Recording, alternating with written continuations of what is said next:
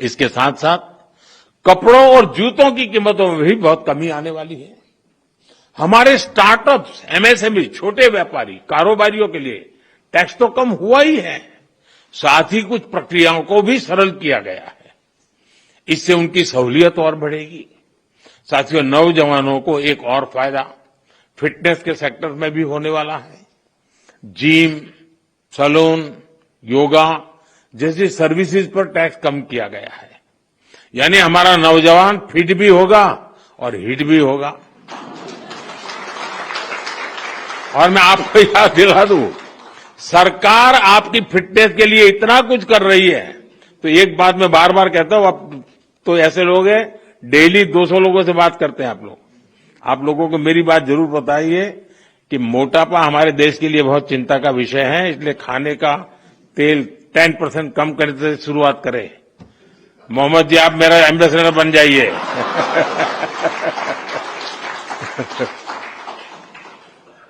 Obesity के खिलाफ लड़ाई कमजोर नहीं पड़नी चाहिए।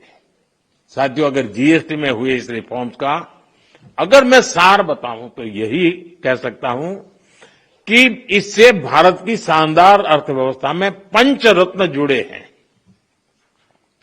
पहला, टैक्स सिस्टम कहीं अधिक सिंपल हुआ। दूसरा, भारत के नागरिकों की क्वालिटी ऑफ लाइफ और बढ़ेगी। तीसरा, कंजम्पशन और ग्रोथ दोनों को नया बूस्टर मिलेगा। और चौथा, ईज ऑफ डूइंग बिजनेस से निवेश और नौकरी को बल मिलेगा।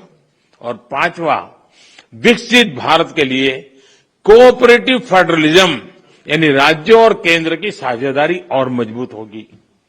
साथियों, नागरिक देवो भव ये हमारा मंत्र है। इस वर्ष सिर्फ जीएसटी में ही कमी नहीं की गई, इनकम टैक्स में भी बहुत कम किया गया है। 12 लाख रुपए तक की इनकम पर टैक्स को जीरो किया गया है।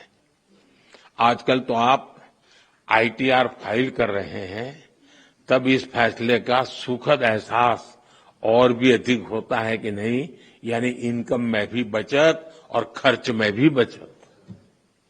अब ये डबल धमाका नहीं है तो क्या है। साथियों, आजकल महंगाई की दर भी बहुत निचले स्तर पर है, नियंत्रण में है। और यही तो प्रो पीपल गवर्नेंस है। जब जनहित और राष्ट्रहित में फैसले लिए जाते हैं तब देश आगे बढ़ता है। और इसलिए ही आज भारत की ग्रोथ करीब करीब 8% है। यानी दुनिया में हम सबसे तेज गति से ग्रो कर रहे हैं। ये 140 करोड़ भारतीयों का सामर्थ्य है, 140 करोड़ भारतीयों का संकल्प है। और मैं आज देशवासियों को फिर कहूंगा, भारत को आत्मनिर्भर बनाने के लिए रिफॉर्म्स का ये जो सिलसिला चलता रहेगा वो रुकने वाला नहीं है। साथियों, भारत के लिए आत्मनिर्भरता ये कोई नारा नहीं है, इस दिशा में ठोस प्रयास हो रहे हैं। मेरी आप सभी से, देश के सभी शिक्षकों से भी अपेक्षा है कि आत्मनिर्भर भारत के महत्व का बीजारोपण, इस विचार की सीढ़ी निरंतर हर विद्यार्थी में करते रहें।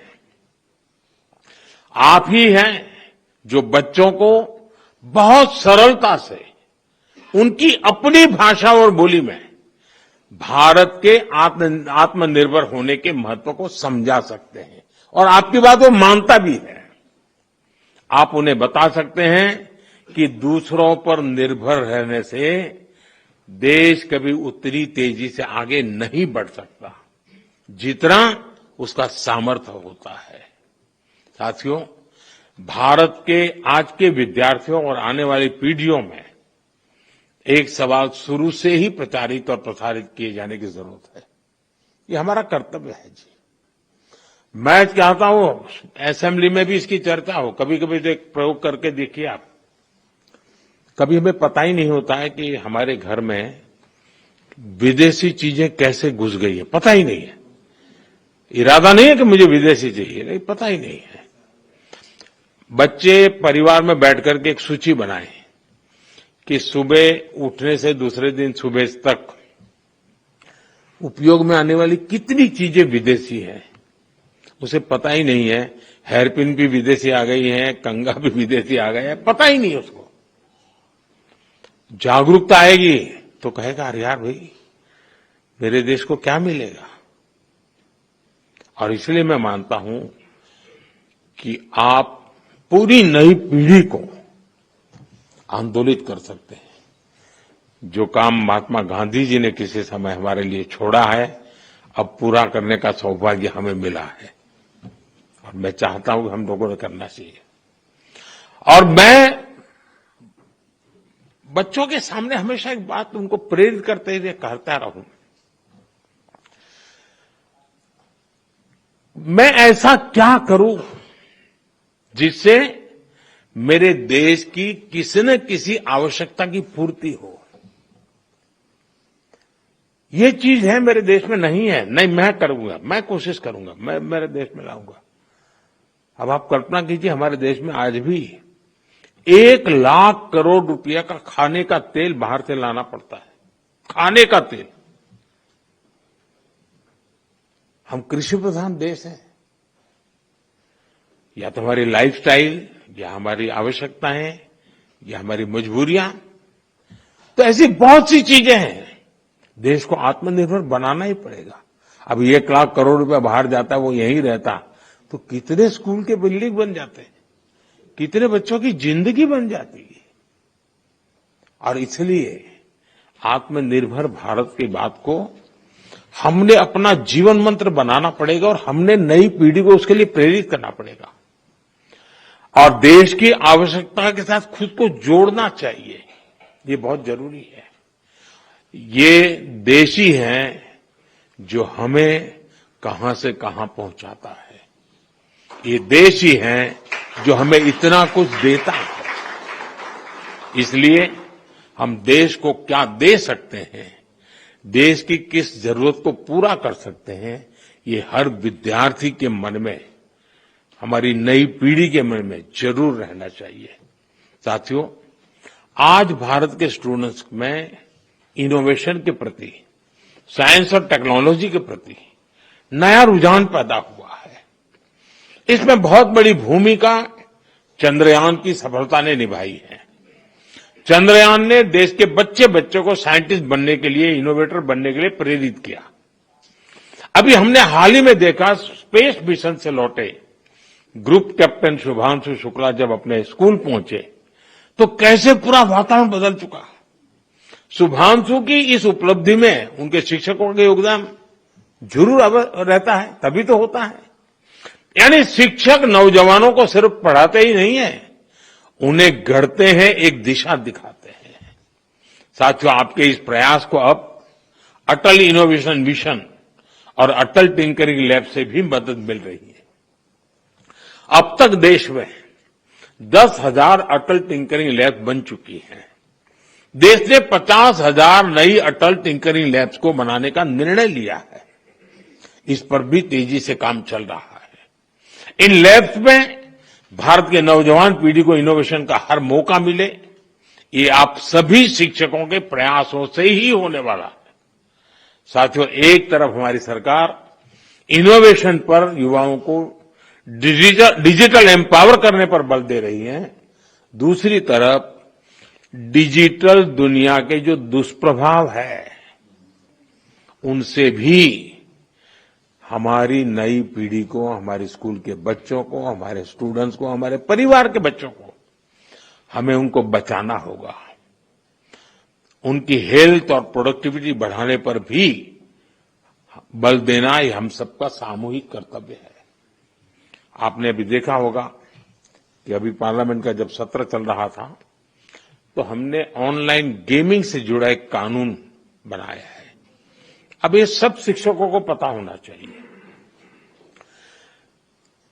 गेमिंग एंड गैम्बलिंग, दुर्भाग्य ऐसा है कि कहते तो गेमिंग है लेकिन हो जाता है जुआ।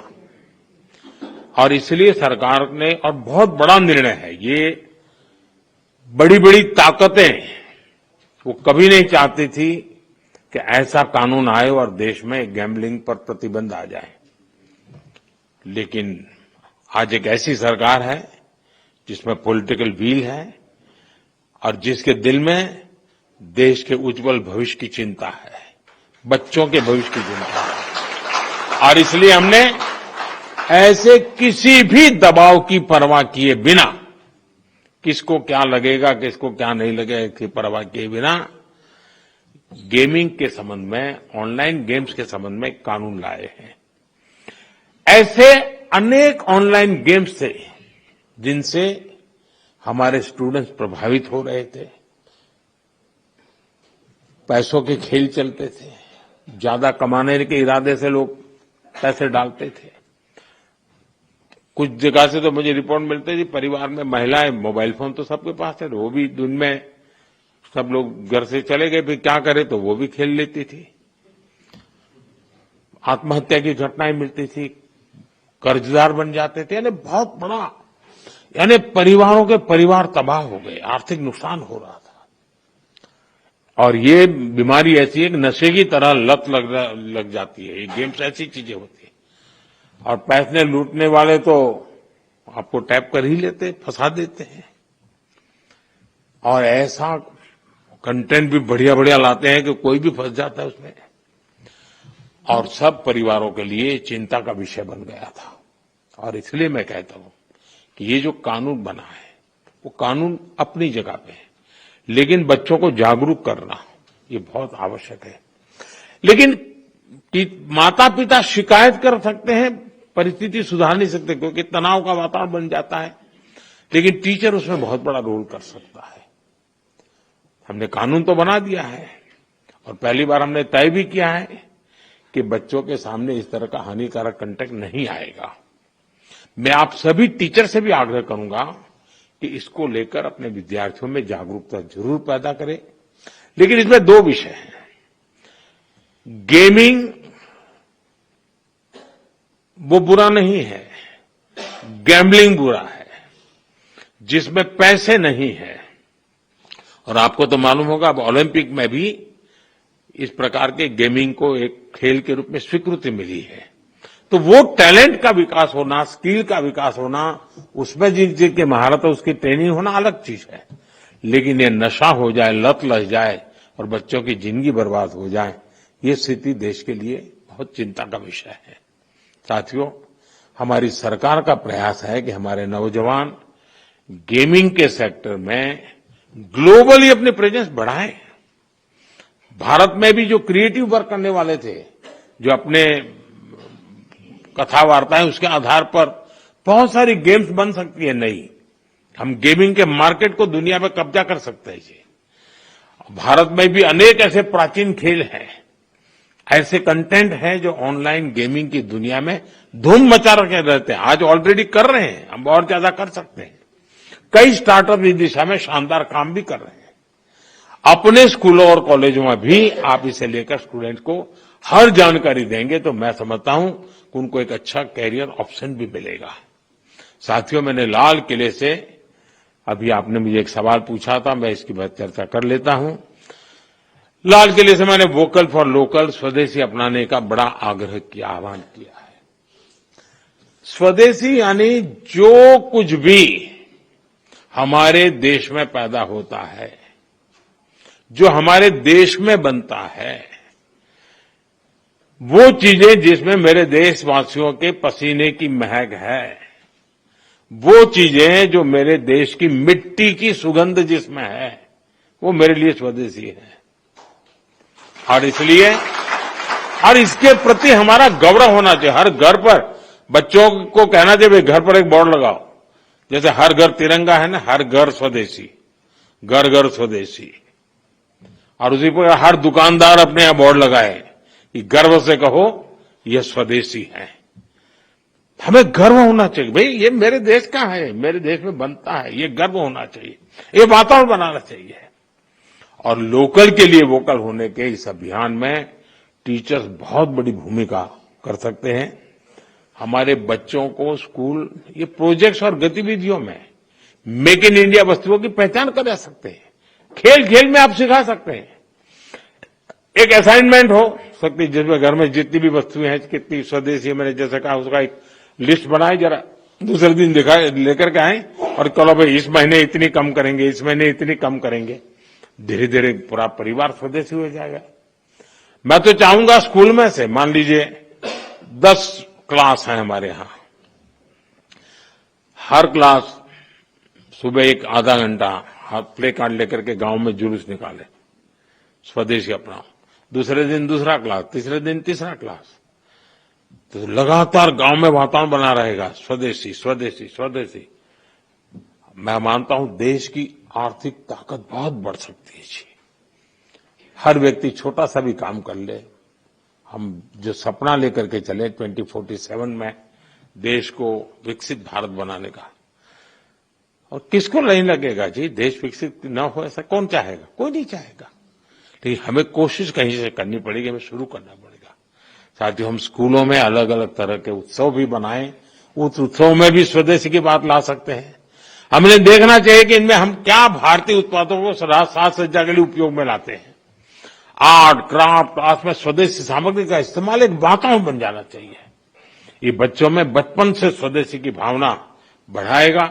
साथियों, स्कूलों में हम ऐसे कई डे मनाते हैं, स्वदेशी डे भी मनाएं, स्वदेशी वीक भी मनाएं, लोकल प्रोडक्ट का डे मनाएं। यानी हम एक कैंपेन के रूप में इस चीजों को अगर चलाएं, आप इसका नेतृत्व करें, आप समाज को नए रंग रूप से सजने के लिए एक बहुत बड़ा कंट्रीब्यूशन कर सकते हैं। और जहां बच्चे अपने परिवार से कोई लोकल वस्तु लाए और उसकी कहानी बताएं, ऐसा भी एक वातावरण बन सकता है। जो चीजें कहां बनी, किसने बनाई और देश के लिए उसका महत्व क्या है, इस पर चर्चा होनी चाहिए। जो लोकल मैन्युफैक्चरर्स हैं, जो पीढ़ियों से कुछ न कुछ हस्तशिल्प बना रहे हैं, ऐसे परिवारों के साथ बच्चों का मेल मिलाप हो, या उनको स्कूलों में बुलाकर उनकी बातें सुनने का एक कोई कार्यक्रम बनाया जाए। बच्चे बर्थडे मनाते हैं तो उसके अंदर भी इस प्रकार की चीजों को जब गिफ्ट देते हैं, तो मैं समझता हूं मेड इन इंडिया का एक वातावरण बने। कहते से गर्व से कहे, देखिए मेड इन इंडिया है, मैं तुम्हारे लिए खास लाया। कुल मिलाकर मेड इन इंडिया को हमें अपने जीवन का आधार बनाना है, अपना दायित्व समझकर आगे बढ़ना है, और इससे युवाओं में देशभक्ति, आत्मविश्वास और डिग्निटी ऑफ लेबर, ये जो वैल्यूज हैं, वो स्वाभाविक रूप से समाज जीवन का हिस्सा बन सकते हैं। इससे हमारे नौजवान अपनी सफलता को राष्ट्र की प्रगति से जोड़ेंगे। ये विकसित भारत बनाने की सबसे बड़ी जड़ी बूटी है। मुझे विश्वास है कि आप सभी एक शिक्षक के रूप में राष्ट्र निर्माण के इस बड़े मिशन कर्तव्य भाव से जुड़ेंगे और इस देश को सामर्थ्यवान बनाने के काम को आप ही अपने कंधे पर उठाएंगे, तो निश्चित हमें जो परिणाम चाहिए वो परिणाम मिलेगा। आप सबको फिर से एक बार इस महत्वपूर्ण अवसर पर राष्ट्रीय पुरस्कार प्राप्त हुए, मैं बहुत बहुत बधाई देता हूं। और जो काम आप लोग हमेशा करते हैं वो काम आज मैं कर रहा हूं।